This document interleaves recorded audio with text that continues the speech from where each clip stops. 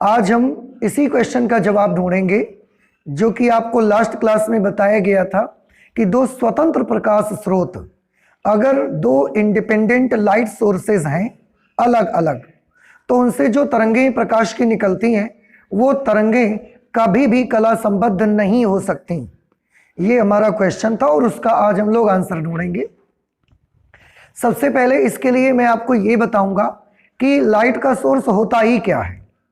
कहीं से भी अगर लाइट निकलती है, प्रकाश निकलता है, तो उसका स्रोत क्या है। देखिए, कहीं से भी अगर लाइट निकलती है, जैसे कि आपका बल्ब है, बल्ब का फिलामेंट, तो वहां पर जो भी लाइट का सोर्स होता है वो एटम में उपस्थित इलेक्ट्रॉन्स होते हैं। जैसे बल्ब का फिलामेंट ही ले लेते हैं, तो फिलामेंट जिस पदार्थ से बना है वो परमाणुओं से बना होगा, उसमें बहुत सारे परमाणु होंगे और उन परमाणुओं के अंदर इलेक्ट्रॉन भी मिलते हैं। तो एक्चुअली होता क्या है, परमाणुओं में ये एक न्यूक्लियस है जिसमें न्यूट्रॉन्स और प्रोटॉन्स आपको मिलते हैं। इसके बाद उसके चारों तरफ चक्कर लगाने वाले अपने अपने ऑर्बिट में चक्कर लगा रहे होते हैं इलेक्ट्रॉन्स।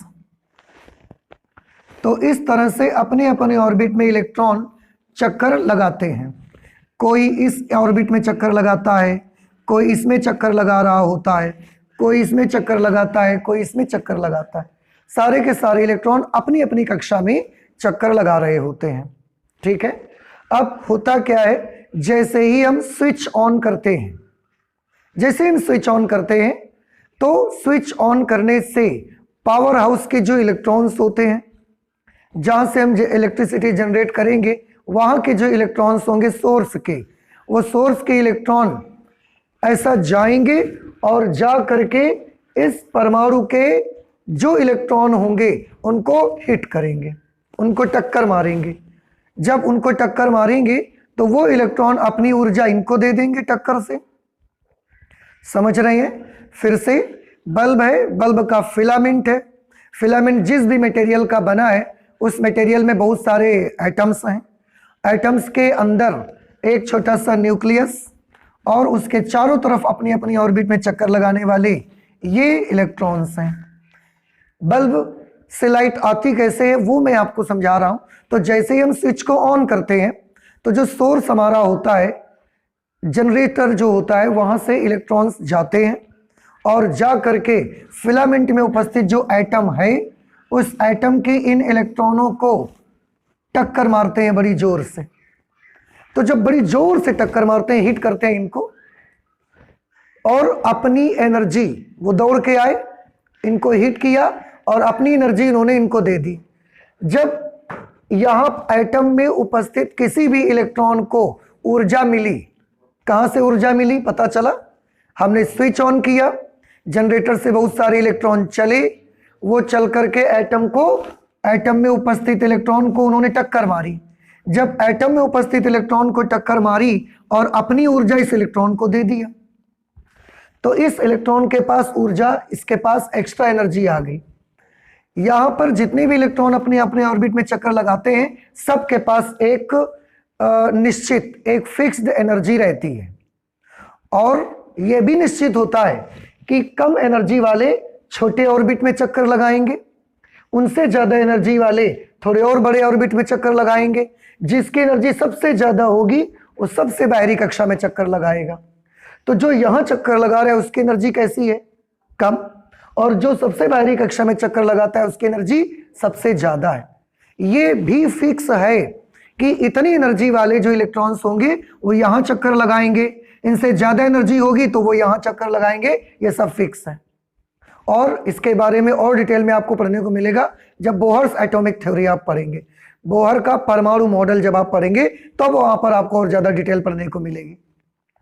बट अभी आपको याद रखना है कि यहां जो इलेक्ट्रॉन चक्कर लगाएंगे तो कम एनर्जी वाले लगाएंगे, यहां जो इलेक्ट्रॉन चक्कर लगाएंगे उनकी एनर्जी ज्यादा होनी चाहिए। अब सारे इलेक्ट्रॉन अपने अपने ऑर्बिट में चक्कर लगा रहे थे, स्विच ऑन करने से जनरेटर या पावर हाउस से इलेक्ट्रॉन आए, उन्होंने इन इलेक्ट्रॉन्स को टक्कर मारी और उन्होंने अपनी ऊर्जा इनको दे दी।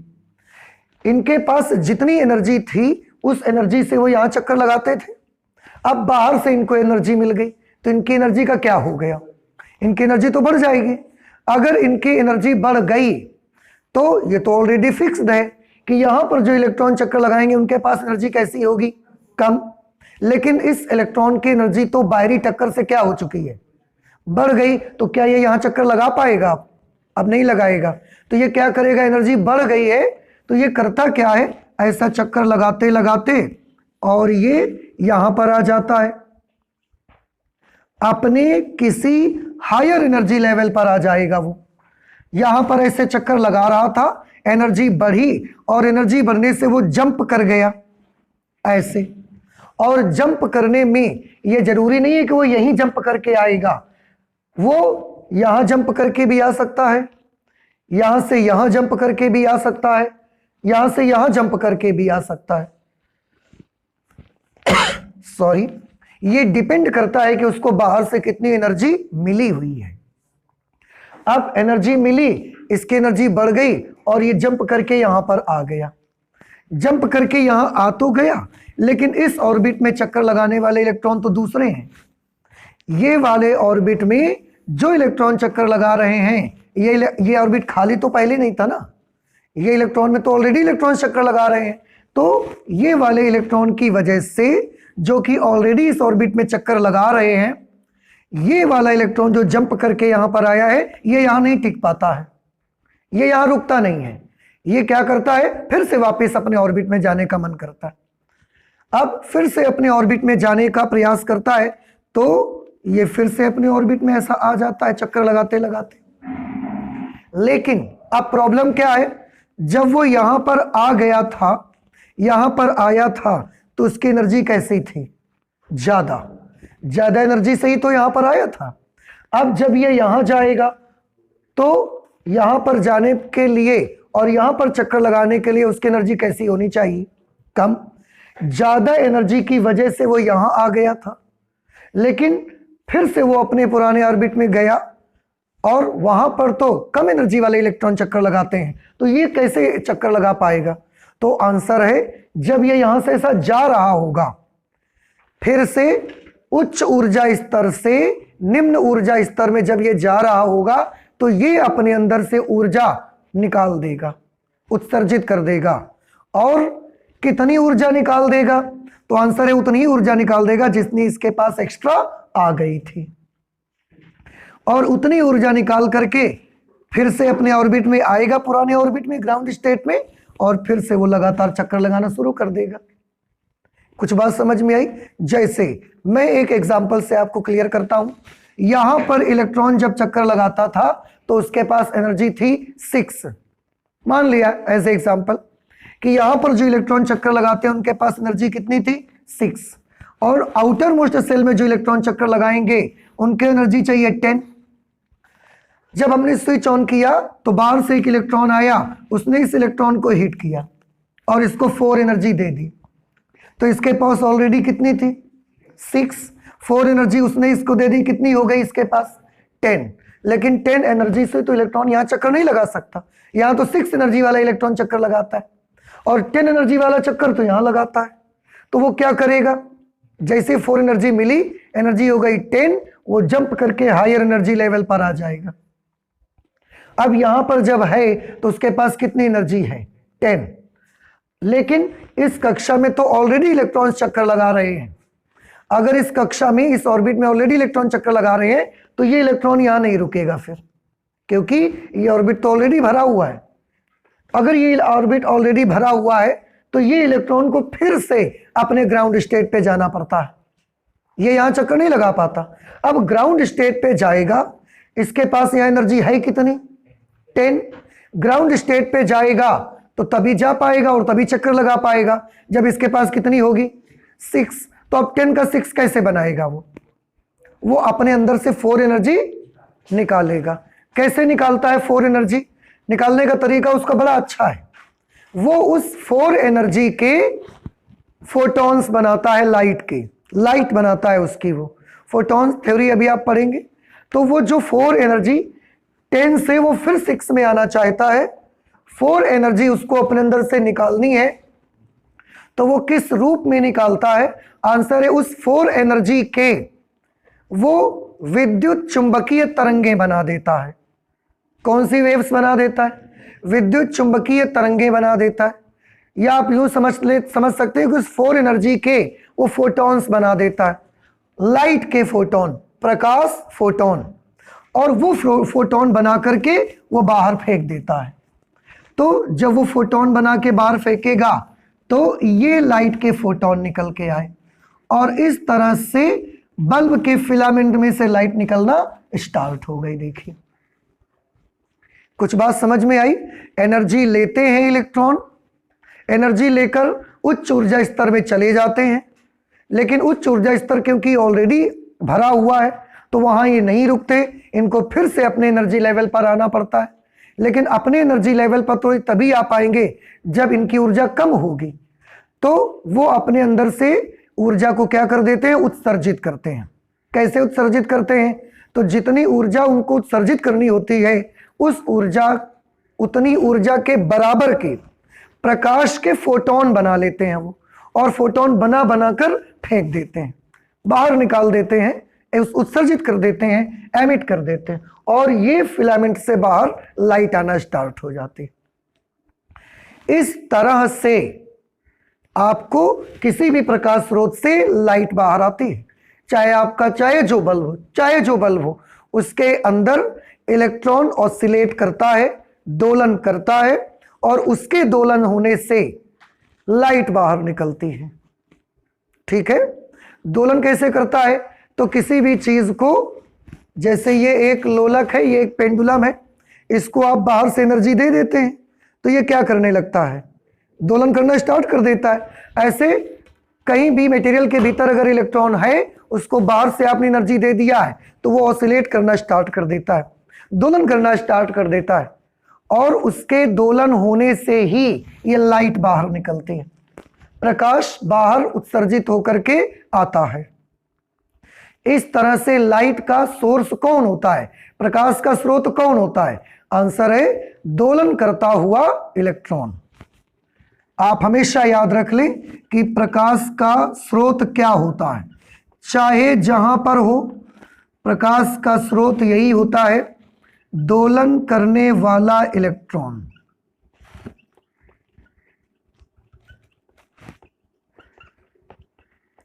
दोलन करता हुआ electron, oscillating electron is the source of light.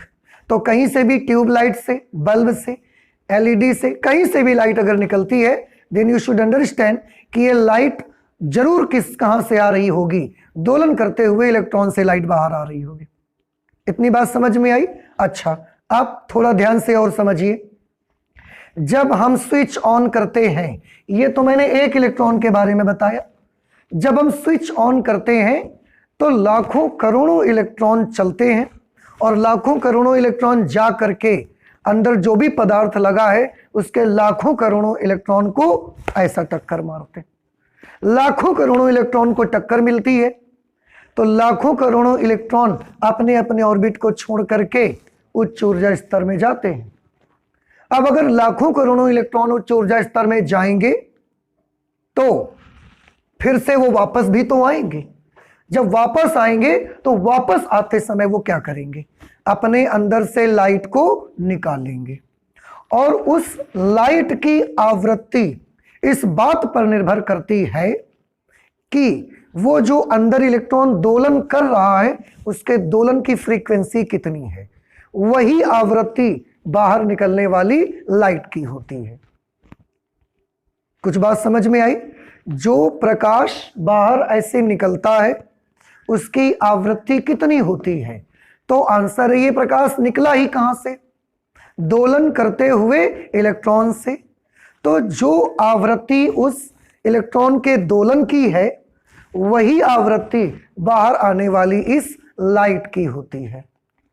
तो बाहर जो भी प्रकाश निकलता है उसकी आवृत्ति इस बात पर निर्भर करती है कि अंदर में जिस इलेक्ट्रॉन के दोलन के कारण ये लाइट आ रही है बाहर, उस इलेक्ट्रॉन के दोलन की फ्रीक्वेंसी कितनी है। उस इलेक्ट्रॉन के ऑसिलेशन की फ्रीक्वेंसी जितनी भी होगी वही फ्रीक्वेंसी लाइट की होगी जो बाहर आ रही है। इतनी बात समझ में आई? अच्छा, अब मैंने बताया कि एक साथ कितने इलेक्ट्रॉन हायर एनर्जी लेवल पर जाते हैं फिर नीचे आते। लाखों करोड़ों इलेक्ट्रॉन के साथ ये घटना होती है, और लाखों करोड़ों इलेक्ट्रॉन के साथ घटना होती है तो इस तरह की कितनी तरंगें फिर प्रकाश की बाहर आ रही होंगी?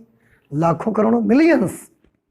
मिलियंस में लाइट ऐसे बाहर आती होगी, और हर लाइट वेव की फ्रीक्वेंसी अलग अलग होगी। कैसे अलग अलग होगी? क्योंकि सारे इलेक्ट्रॉन एक जैसी आवृत्ति में तो कंपन नहीं कर रहे होंगे ना। किसी के दोलन ऐसे ऐसे होंगे, किसी के दोलन ऐसे ऐसे होंगे, किसी के दोलन ऐसे ऐसे होंगे, तो किसी के ऐसे ऐसे होंगे। उन लाखों करोड़ों इलेक्ट्रॉनों में सारे इलेक्ट्रॉन एक जैसी फ्रीक्वेंसी से दोलन करें ऐसा तो जरूरी नहीं है ना। तो सबकी अपनी फ्रीक्वेंसी कैसी होगी? अलग अलग। अब उसके अंदर से जो लाखों करोड़ों तरंगें ऐसे निकली लाइट की, उन सब की आवृत्ति कैसी है? अलग अलग है सबकी फ्रीक्वेंसी। उस लाइट में से हमको एक औसत आवृत्ति मिलती है, एक एवरेज फ्रीक्वेंसी मिलती है। उसी को हम उस स्रोत से आने वाले प्रकाश की आवृत्ति कहते हैं। देखिए, थोड़ा सा इसको बड़े अच्छे से आपको समझना है। तो एक लाइट सोर्स अगर ये बल्ब लगा है तो इससे कितनी वेव्स बाहर आ रही होंगी? बहुत सारी, मिलियंस में। उन हर वेव्स की आवृत्ति कैसी होगी? अलग अलग।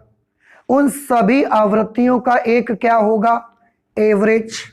वही एवरेज को हम बोलते हैं कि वो इस बल्ब से निकलने वाले प्रकाश की आवृत्ति है।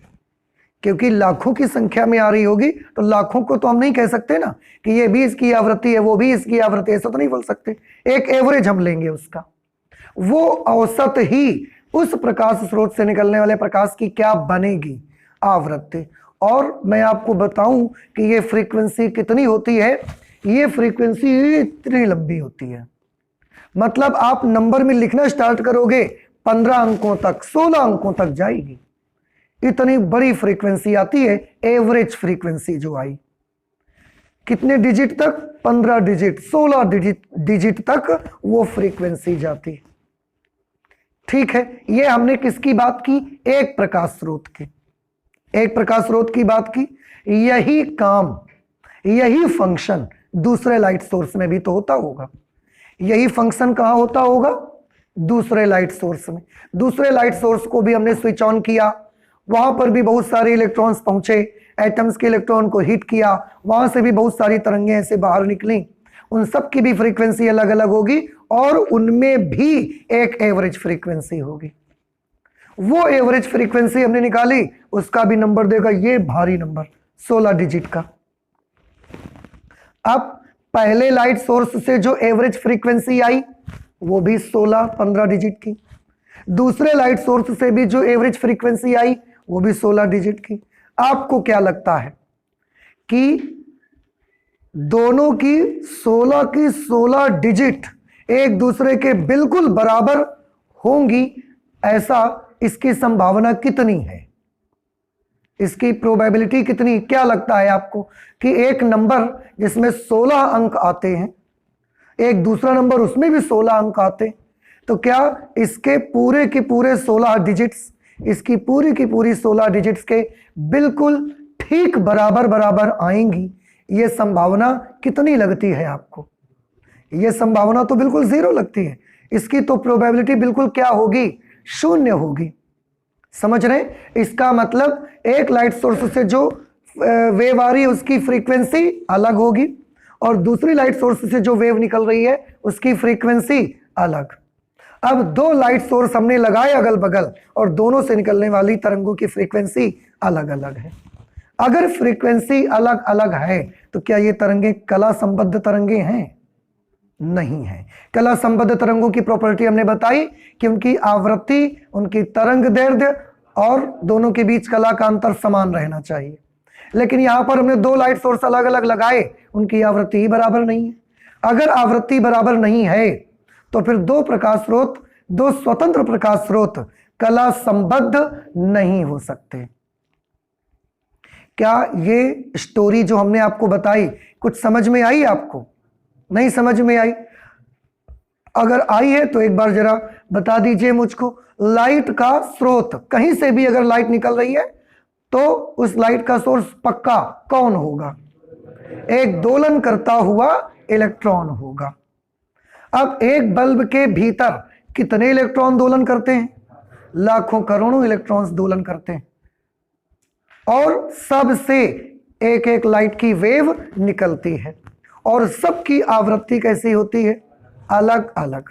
उन लाखों करोड़ों आवृत्तियों में एक औसत आवृत्ति होती है, उसको हम बोलते हैं कि ये इस बल्ब से निकलने वाले प्रकाश की आवृत्ति है, उसको बोलेंगे। निकलेंगे लाखों करोड़ों, लेकिन उन सब की क्या होगी? एक एवरेज, उसको कहेंगे। ऐसे ही दूसरा बल्ब जलाया, उससे भी लाखों करोड़ों वेव्स निकली, उनकी भी अपनी एक एवरेज है। हमने बोला इसकी फ्रीक्वेंसी इतनी, और फ्रीक्वेंसी का नंबर एक 8 डिजिट का होता नहीं है। फ्रीक्वेंसी का नंबर 16 डिजिट का, 15 डिजिट का, 17 डिजिट का, ऐसा फ्रीक्वेंसी का नंबर होता है। अब आप खुद सोच सकते हैं कि एक बल्ब से निकलने वाली एवरेज फ्रीक्वेंसी निकली, हमने उसकी वैल्यू निकाली, ऐसा 16 डिजिट्स में हमने उसको लिखा। नंबर उसके आए 1 2 3 6 7, एक 16 डिजिट का, 16 अंकों का नंबर मिला। दूसरा बल्ब भी हमने जलाया, उसकी भी एवरेज फ्रीक्वेंसी निकाली, 16 डिजिट का, 16 अंकों का एक नंबर मिला। क्या दोनों नंबर बराबर होने की, आपको क्या लगता है कि दोनों नंबर बराबर होने की संभावना कितनी है? तो आंसर है दोनों नंबर आपस में बराबर हो जाएं, बड़ा मुश्किल लगता है। बड़ा और मुश्किल नहीं, इम्पॉसिबल ही है वो। इसीलिए कभी भी दो इंडिपेंडेंट लाइट सोर्सेस कोहेरेंट नहीं हो सकते, क्योंकि उनकी आवृत्तियां ही बराबर नहीं हो सकती। इसलिए कभी भी दो स्वतंत्र प्रकाश स्रोत कला संबद्ध नहीं हो सकते। तो हमने उसका एक क्वेश्चन बनाया है और उसका एक आंसर लिखा। ये तो आपने क्या किया? समझा। हमने उसका एक क्वेश्चन बनाया कि दो स्वतंत्र प्रकाश स्रोत कभी भी कला संबद्ध नहीं हो सकते, ऐसा क्यों होगा? तो वही रीजन लिखा जो हमने अभी अभी समझा।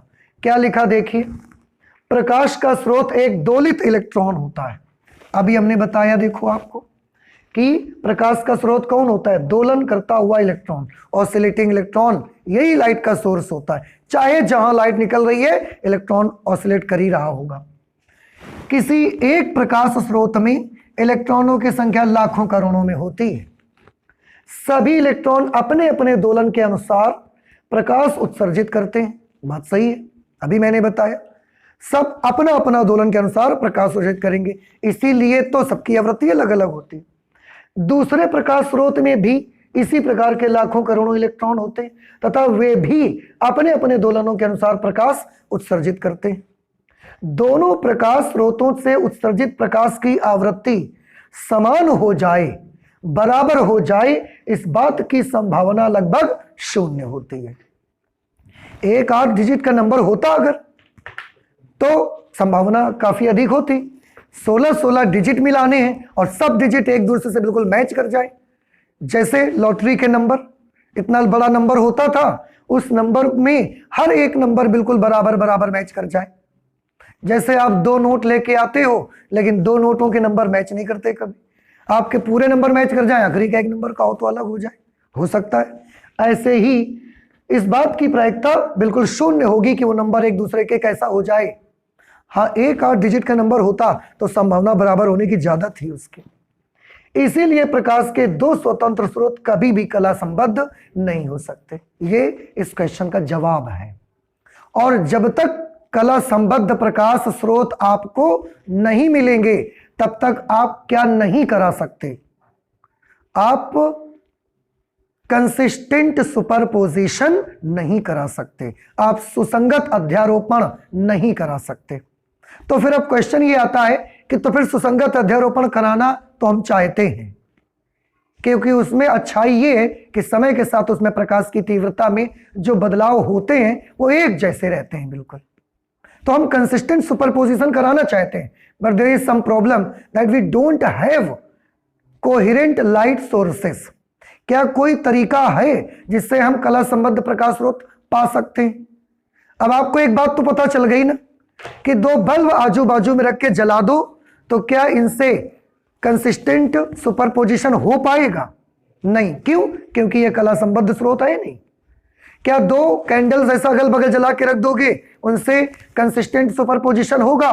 नहीं हो सकता, because they are also not coherent light sources. तो कोहेरेंट लाइट सोर्सेस मिलेंगे कैसे हमको? How can we find this type of coherent light sources? कैसे पा सकते हैं? तो उसके हमारे पास दो मेथड हैं।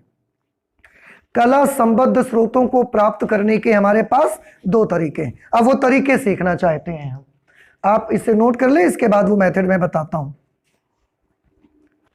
कला संबद्ध प्रकाश स्रोत प्राप्त करने के, जैसा कि मैंने बताया, हमारे पास कितने मेथड हैं? दो। देखिए कौन कौन से मेथड हैं। सबसे पहला मेथड हम आपको बताने जा रहे हैं, हम किसी भी लाइट सोर्स को स्प्लिट करके कला संबद्ध प्रकाश स्रोत प्राप्त कर सकते हैं। तो हमारे पास जो पहला मेथड है that is splitting the light source.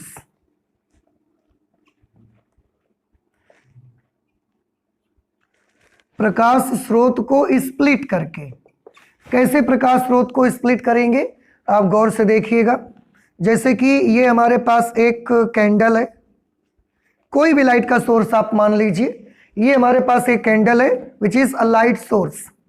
इसके सामने हम यहाँ पर एक कार्डबोर्ड लगा देंगे। उस कार्डबोर्ड में हम क्या करेंगे, ऐसा इस कार्डबोर्ड में बहुत पतली ऐसे यहाँ पर हम दो स्लिट काट देंगे। स्लिट काट देंगे यानी कि दो विंडो बना देंगे, दो खिड़कियां बना देंगे। ये स्लिट का मतलब हिंदी में स्लिट को बोलते हैं झिर्री। स्लिट को हिंदी में क्या बोलते हैं? झिर्री। और ये झिर्री कैसी होती है? ये झिर्री बहुत महीन। मैं आपको बताऊं, जैसे बायोलॉजी की स्लाइड होती है, अगर आपने कभी बायो की स्लाइड देखी है, उस पर आप काला पेंट कर दीजिए। बायो की स्लाइड लीजिए, उसमें काला पेंट कर दीजिए और ब्लेड से उसमें एक ऐसा चीरा लगा दीजिए। बस इतनी महीन, इतनी पतली, इसको हम क्या बोलते हैं? स्लिट। इसको बोलते हैं झिर्री। बात समझ आई कुछ आपको? तो हमने क्या किया, ये बहुत महीन यहां पर हमने ऐसा झिर्री काट दिया। इनको हम बोलते हैं स्लिट्स। इंग्लिश में झिर्री को स्लिट कहा जाता है। अच्छा, अब क्या होगा, ध्यान से देखिएगा। ये जो लाइट सोर्स आपका यहां पर आपने रखा हुआ है, लाइट सोर्स, ये लाइट सोर्स से लाइट वेव्स चलेंगी। लाइट वेव जब एक जगह से दूसरी जगह तक चलती है तो किस रूप में चलती है? तरंग के रूप में चलती है। तो यहां से लाइट की ऐसे वेव बन के चलेगी। इसको आप क्या बोलते हैं? वेव फ्रंट, तरंगाग्र कहते हैं। ये तरंग यहां पर ऐसा पहुंची, ऐसे पहुंची। आप जानते हैं यहां की जो लाइट थी, जो लाइट वेव्स यहां पर पहुंची दीवार पे, वो एब्जॉर्ब कर ली गई। जो लाइट वेव्स यहां दीवार में पहुंची वो एब्जॉर्ब हो गई। लेकिन लाइट वेव्स का जो पार्ट इन जगहों पर पहुंचा, स्लिट्स पर पहुंचा, ये हाइगेंस प्रिंसिपल से किसका काम करने लगे? द्वितीयक प्रकाश स्रोत का काम करना शुरू कर दिया।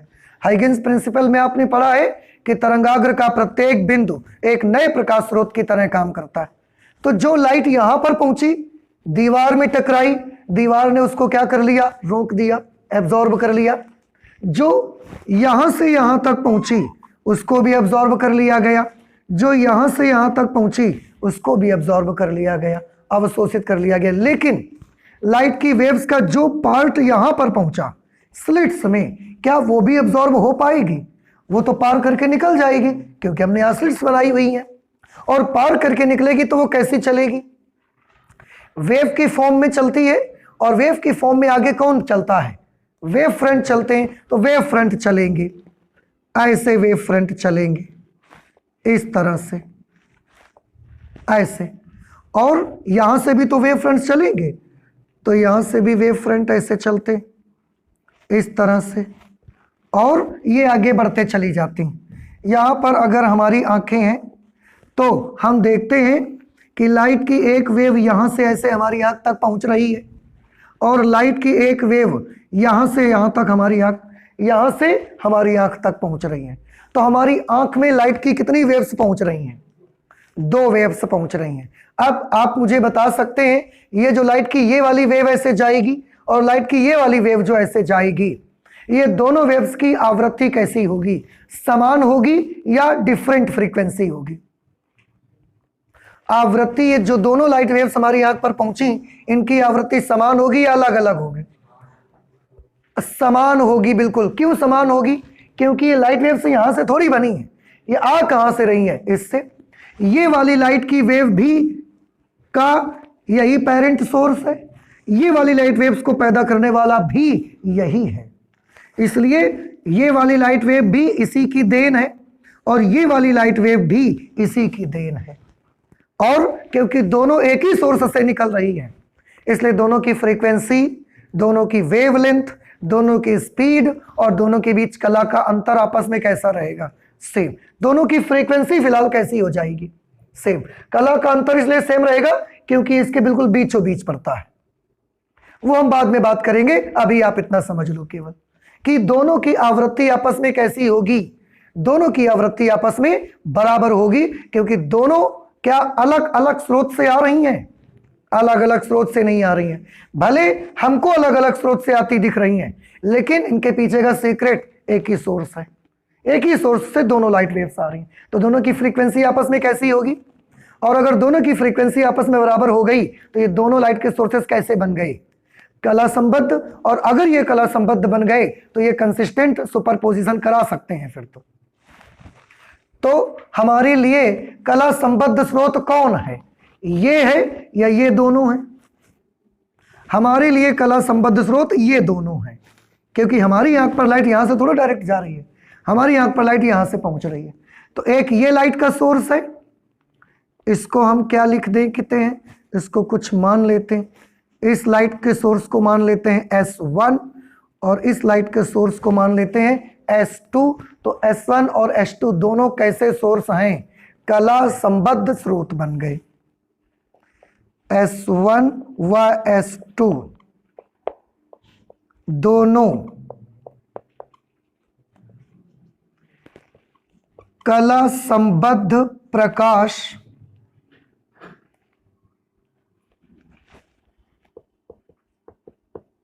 स्रोत हैं। दोनों ही कला संबद्ध प्रकाश स्रोत, ठीक है। एक तो ये तरीका है हमारे पास कला संबद्ध प्रकाश स्रोत पाने का, समझ आ गया आपको? उसके लिए हमको ये क्या बनानी पड़ती है? यहाँ पर स्लिट्स बनानी पड़ती हैं, झिर्रियां, और बहुत महीन झिर्री बनानी पड़ती है। एक और मेथड हमारे पास है जिसकी हेल्प से हम कला संबद्ध प्रकाश स्रोत प्राप्त कर सकते हैं। क्या है हमारे पास वो मेथड? देखिए, वो दूसरा मेथड हमारे पास है बाई रिफ्लेक्शन, परावर्तन के द्वारा।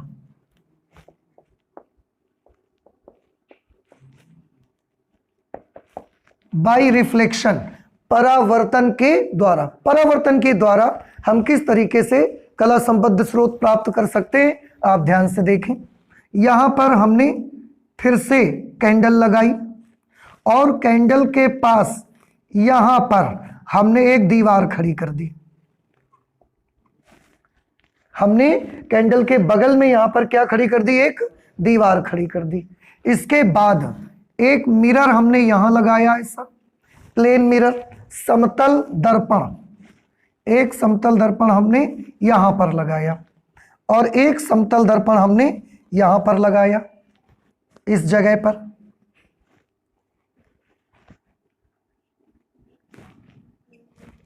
इस जगह एक प्लेन मिरर लगा दिया। इस प्लेन मिरर में भी ऐसा पॉलिश लगी होगी और ये जो प्लेन मिरर होगा इसमें भी तो पीछे साइड में ऐसा पॉलिश लगी होगी। तो ये हमने प्लेन मिरर नंबर 1 लगा दिया और ये हमने प्लेन मिरर नंबर 2 लगा दिया। ये कैंडल लगाई, कैंडल के बगल में हमने ये क्या बना दी? एक छोटी सी एक वॉल बना दी ताकि यहां से लाइट डायरेक्ट इधर मत जा सके, ठीक है। और उसके बाद यहां दूर कहीं हमने एक पर्दा लगा दिया, यहां दूर कहीं हमने क्या लगा दी? एक स्क्रीन लगा दी, ठीक। अब देखिए किस तरीके से रिफ्लेक्शन के द्वारा हम बना सकते हैं। ये लाइट सोर्स है तो यहां से प्रकाश तरंगें चलेंगी। एक लाइट की वेव इधर की तरफ चली, जब इधर जाएगी तो ये अभिलंब बना दिया हमने। मिरर से क्या होगा इसका? परावर्तन। परावर्तन होगा तो ये लाइट परावर्तित होके इधर यहां पर आ जाएगी। समझ आ रहा है कुछ आपको? परावर्तित होकर के ये लाइट यहां पर ऐसे आ जाएगी। ठीक, अच्छा अब और देखिए, लाइट की वेव इधर भी तो जाएगी। लाइट की वेव तो चारों तरफ जाती है, तो एक लाइट की वेव इधर भी गई, अगर इधर गई तो यहां से भी परावर्तित होकर वो ऐसे चली जाएगी। ठीक है, और यहां पर हमने अपनी आईज को रखा, आंख को रखा। हमारी आंख तक लाइट की कितनी वेव्स पहुंच रही हैं? दो, एक ये वाली और एक ये वाली। हमको क्या दिखता है? आपको याद होगा हमारा जो देखने का सिस्टम है उसको लाइट को मोड़ना नहीं आता। अगर उससे लाइट को मोड़ना नहीं आता तो ये लाइट हमको कहां से आती नजर आएगी? दर्पण में हम देखेंगे ये थोड़ा हमको पीछे यहां कहीं से आती नजर आएगी। इसी को हम मान लेंगे लाइट सोर्स नंबर 1। और यहां पर भी लाइट हमको थोड़ा सा पीछे कहीं यहां से आती नजर आएगी, इसको हम मान लेते हैं लाइट सोर्स नंबर 2। तो ये लाइट सोर्स नंबर 1 और ये लाइट सोर्स नंबर 2। हमारी आंख पे जब हमने यहां से देखा तो लाइट का एक सोर्स हमको यहां दिखता है, लाइट का दूसरा सोर्स हमको यहां दिखता है। तो हमारी आंखों पर कितने सोर्स से लाइट पहुंच रही है? 2 सोर्सेस से। अब तय ये करना है कि क्या ये दोनों तरंगे जो हमारी आंख पर पहुंच रही हैं, क्या ये कला संबद्ध हैं? क्या इनकी फ्रीक्वेंसी आपस में सेम है? तो आंसर है सेम है। क्यों सेम है बताइए? क्योंकि ये दोनों लाइट अलग अलग स्रोत से नहीं आ रही हैं, ये दोनों लाइट्स तो एक ही सोर्स से आ रही हैं। इनका जो लाइट का सोर्स है वो तो दोनों का एक ही है। तो यहां से जो लाइट निकल रही है वही लाइट ये निकल रही है, जो फ्रीक्वेंसी इसकी है वही फ्रीक्वेंसी इसकी है। तो हमारी आंख पर जो ये 2 लाइट रेस पहुंच रही हैं, इनकी फ्रीक्वेंसीज भी आपस में कैसी हैं? इनकी फ्रीक्वेंसीज भी आपस में सेम है। और अगर आवृत्तियां सेम हैं तो हमारी आंख पर जो दोनों लाइट वेव्स पहुंची वो कैसी लाइट वेव्स हैं? वो कला संबद्ध प्रकाश तरंगे हैं। तो इस तरह से हमने कितने मेथड हैं हमारे पास जिन मेथड्स से हम कला संबद्ध प्रकाश तरंगे प्राप्त कर सकते हैं? तो आंसर है हमारे पास इस तरह के 2 मेथड हैं जिनसे हम कला संबद्ध प्रकाश स्रोत प्राप्त कर सकते हैं। और अगर हमको कला संबद्ध प्रकाश स्रोत मिल गए तो उन कला संबद्ध प्रकाश स्रोतों का प्रयोग करके हम क्या कर सकते हैं? आंसर है कि हम उनसे कंसिस्टेंट सुपरपोजिशन कर सकते हैं। बात समझ आई आपको? तो आप इसे नोट कर लें और आगे चलते हैं। अब तो हमने कला संबद्ध प्रकाश स्रोत प्राप्त करना भी सीख लिया। तो अगर कला संबद्ध आप प्रकाश स्रोत प्राप्त कर सकते हैं, इसका मतलब आप सुसंगत अध्यारोपण भी करवा सकते हैं। हमने सुसंगत अध्यारोपण करवा के देखा, तो जो ये सुसंगत अध्यारोपण होता है जिसे आप कंसिस्टेंट सुपरपोजिशन कहते हैं, हमें इसके बारे में भी पता चला कि ये भी मेनली 2 तरह का मिलेगा आपको। कैसे 2 तरह के मिलेगा?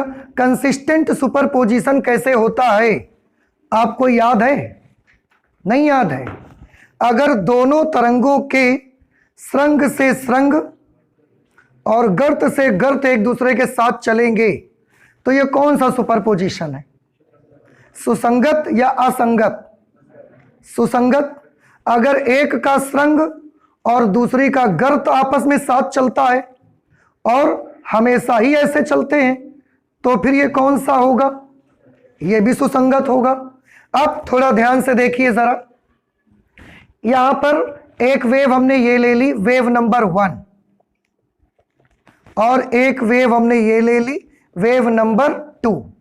ठीक है, इसका एम्पलीट्यूड हमने मान लिया A1, तो नीचे साइड में कितना हो जाएगा? -A1। इसका एम्पलीट्यूड हमने मान लिया A2, तो नेगेटिव डायरेक्शन में कितना? -A2। बात समझ में आई? अब थोड़ा ध्यान से देखिए, अगर ये वेव अकेले पर्दे पर पहुंचेगी, ये हमने यहां पर बनाई स्क्रीन, अगर ये वेव अकेले पर्दे पर पहुंचेगी तो पर्दे पर कितनी ब्राइटनेस देगी?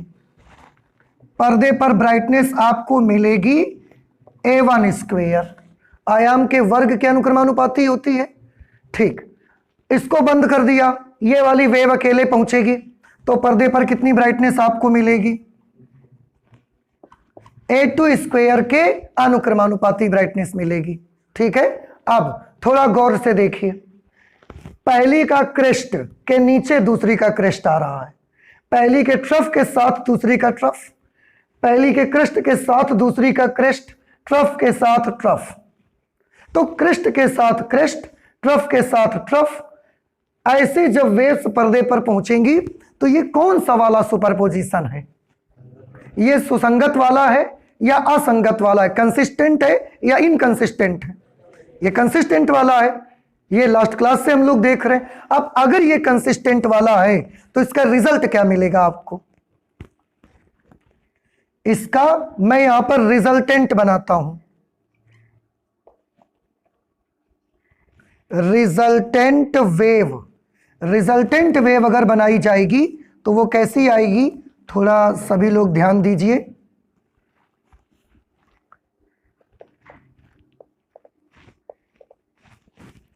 अब रिजल्टेंट वेव कैसी आएगी? आप सबने पढ़ा हुआ है कि किसी बिंदु पर अगर एक तरंग के कारण किसी क्षण कण का विस्थापन a1 है और उसी क्षण एक दूसरी तरंग के कारण उसका विस्थापन प्लस a2 है, तो उस कण का परिणामी विस्थापन कितना बन जाएगा? a1 plus a2। बात समझ में आई? अच्छा, तो इस पॉइंट पर इस तरंग की वजह से विस्थापन प्लस a1, इसकी वजह से विस्थापन प्लस a2, तो परिणामी तरंग का विस्थापन कितना? a1 plus a2। तो परिणामी तरंग का विस्थापन ये आ जाएगा।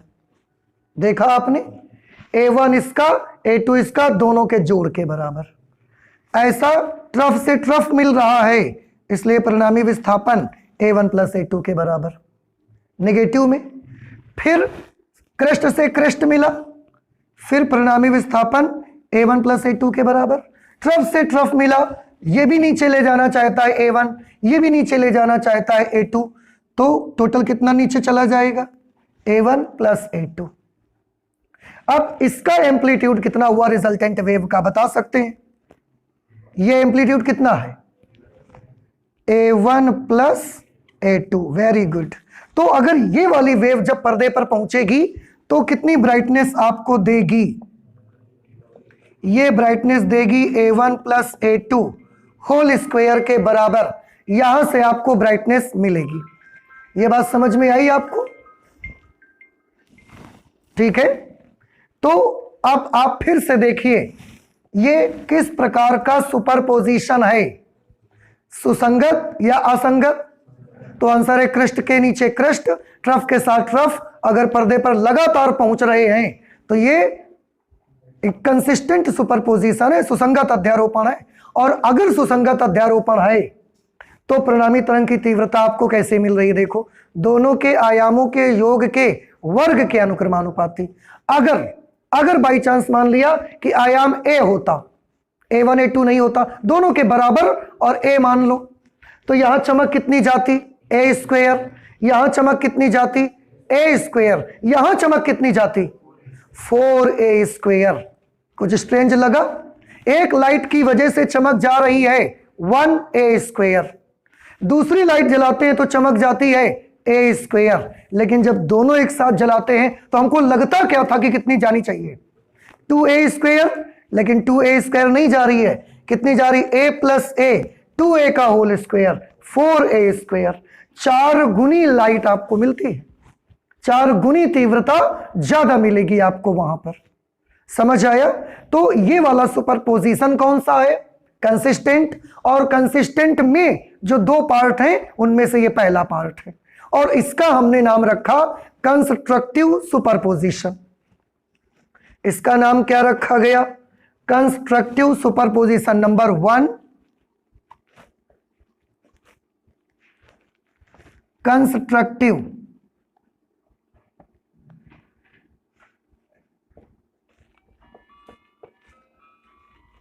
सुपरपोजिशन, जिसे हिंदी में बोलेंगे समपोषी अध्यारोपण।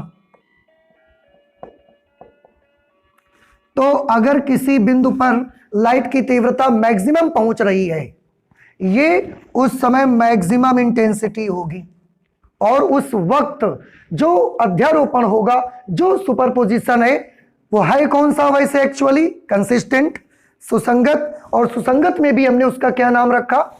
समपोषी अध्यारोपण, कंस्ट्रक्टिव सुपरपोजिशन। इसी तरह से एक दूसरा सुपरपोजिशन भी हो सकता है जो कंसिस्टेंट होगा। कौन सा? उसका भी देखिए, मैं आपको ग्राफ बना के दिखाता हूं। आप देखिए, ये हमने एक वेव बनाई इस तरह से, ठीक है। पर्दे पर ये वेव ऐसा पहुंचती है। इसका एम्पलीट्यूड हमने कितना मान लिया? A1। तो इधर की तरफ कितना होगा? Negative A1। ऐसे ही एक दूसरी वेव भी है, वो भी पर्दे पर पहुंचती है।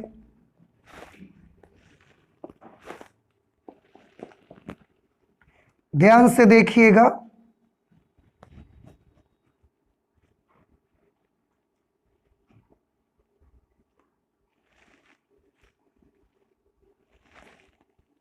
ऐसे पर्दे पर पहुंची। अब ध्यान से देखिए, इसको हमने मान लिया A2, इसका आयाम, ठीक है। अब इसका श्रृंग, इसके गर्त से इसका क्या मिल रहा है? श्रृंग। इसके श्रृंग से इसका गर्त, इसके गर्त से श्रृंग, श्रृंग से गर्त। ये कौन सी वाली कंडीशन है? ये वाली कंडीशन है। जब एक वेव का क्या होगा? एक वेव का श्रृंग और दूसरी का क्या होगा? फिर श्रृंग दूसरी का गर्त, एक का श्रृंग दूसरी का गर्त, एक का कृष्ट दूसरी का ट्रफ। तो और ये लगातार वेव्स ऐसा पर्दे पर पहुंचती रहेंगी। कौन सा सुपरपोजिशन है? ये सुसंगत है या ये असंगत है?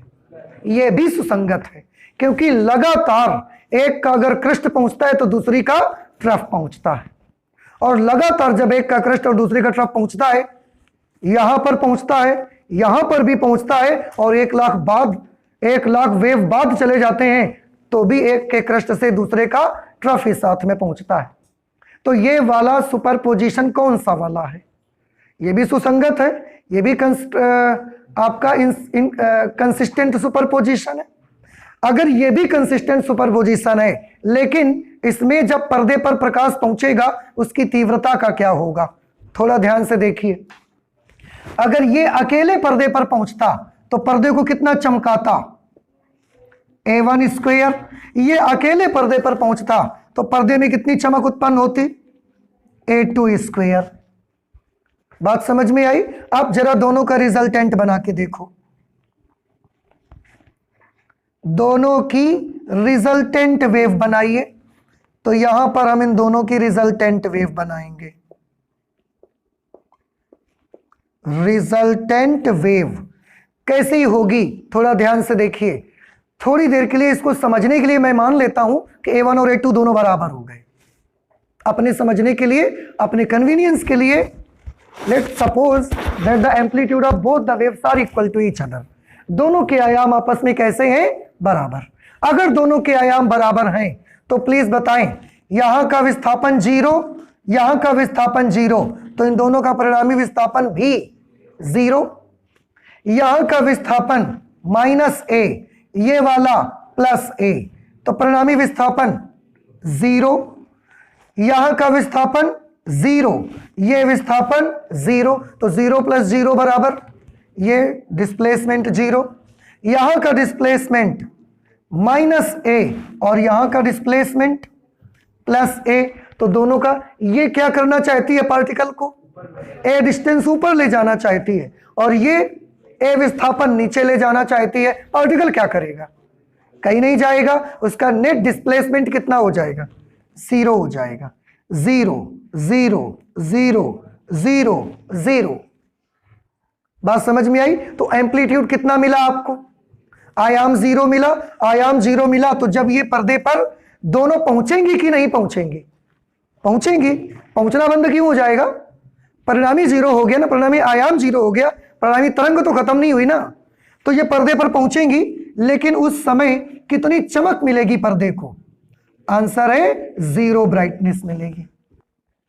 पर्दे पर हमेशा ही कैसा रहेगा? अंधेरा रहेगा, डार्क रहेगा पर्दे पर हमेशा।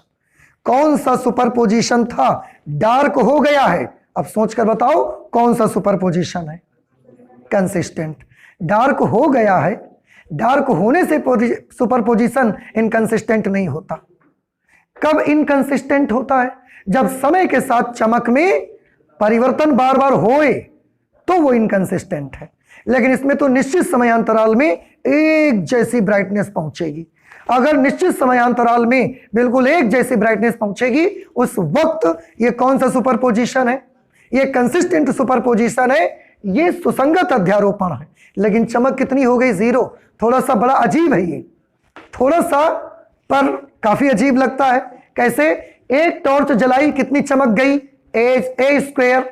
दोनों का अगर एम्पलीट्यूड हम ए मान लें तो एक टॉर्च जलाते हैं, पर्दे पर कुछ चमकता है, ए स्क्वायर। उसको बंद करो, दूसरी जलाओ तो भी पर्दे पर चमकता है, कितना? ए स्क्वायर।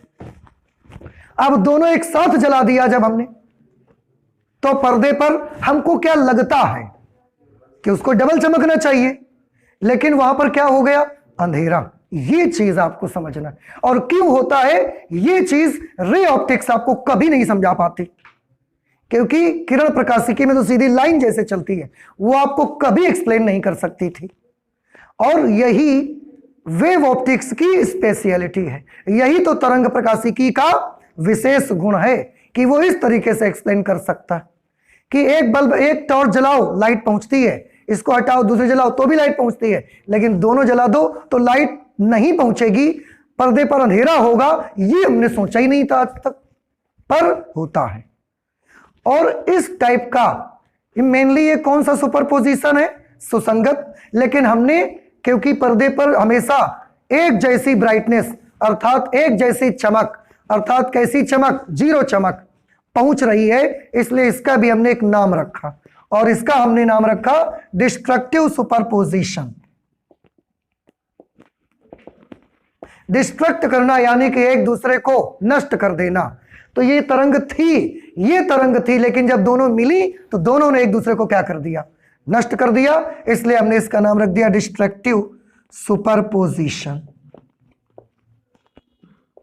डिस्ट्रक्टिव सुपरपोजिशन को हिंदी में बोला जाता है विनाशी अध्यारोपण। तो क्या आपको ये बातें समझ में आई? हमने कल क्या पढ़ा? अध्यारोपण मेनली कितने प्रकार का होता है? 2। कौन कौन सा? सुसंगत और असंगत। उसमें हमने सुसंगत और असंगत दोनों स्टडी किए। सुसंगत अध्यारोपण पे जब आए, वो भी हमको कितने प्रकार का मिला? 2 प्रकार का। कौन कौन सा? संपोषी अध्यारोपण और विनाशी अध्यारोपण। संपोषी अध्यारोपण पे पर्दे पर एक जैसी पर मैक्सिमम ब्राइटनेस आपको मिलेगी, लेकिन विनाशी अध्यारोपण के समय पर्दे पर एक जैसी मगर 0 ब्राइटनेस आपको मिलेगी। एक जैसी मिलेगी, एक जैसी चमक का मिलना यह सुसंगत अध्यारोपण की ही क्वालिटी है, ये इन दोनों की क्वालिटी नहीं है। समझ आ रहा है कुछ आपको? तो इसको समझने के लिए हम ग्राफिकल मेथड का भी यूज कर सकते हैं और एनालिटिकल मेथड भी यूज कर सकते हैं। Analytical method means mathematical calculation, गणित से उसके कुछ गणनाएं कर सकते हैं। हम दोनों मेथड से आपको करके दिखाएंगे। तो ये हमने सुसंगत अध्यारोपण के कुछ टाइप्स पढ़ लिए। इसके बाद इन्हीं में अब नेक्स्ट क्लास में हम लोग ये पढ़ेंगे कि ये तो हमने टाइप देख लिए, लेकिन इनमें 2 चीजों को हम पढ़ेंगे, कालांतर और पथांतर के बारे में, और वो अब स्टडी करेंगे हम लोग, कल करेंगे। तो आज इतना ही रखेंगे, फिजिक्स में आगे और पढ़ाई करेंगे लेकिन नेक्स्ट क्लास में। Thank you.